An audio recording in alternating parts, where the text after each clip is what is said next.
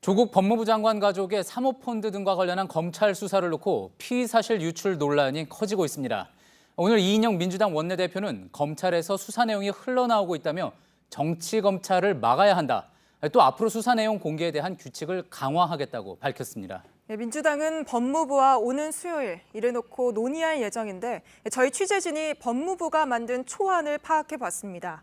국민의 알 권리와 균형을 이루겠다고는 했지만 사실상 검찰의 모든 사건을 비공개로 하는 방안입니다. 이대로 실행되면 국정농단 같이 국민적 관심을 받는 사건도 어떻게 진행되는지 알 수 없게 되는 셈이라 여러 논란이 예상됩니다. 먼저 이도성 기자입니다. 지난 2009년 법무부는 수사 상황이 중계식으로 알려지는 걸 차단하겠다며 수사공보준칙을 마련했습니다.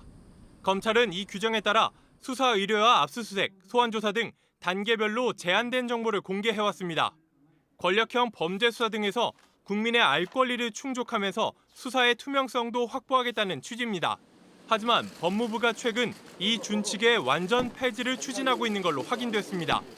대신 새롭게 형사사건 공개금지 등에 관한 규정을 도입하겠다는 겁니다.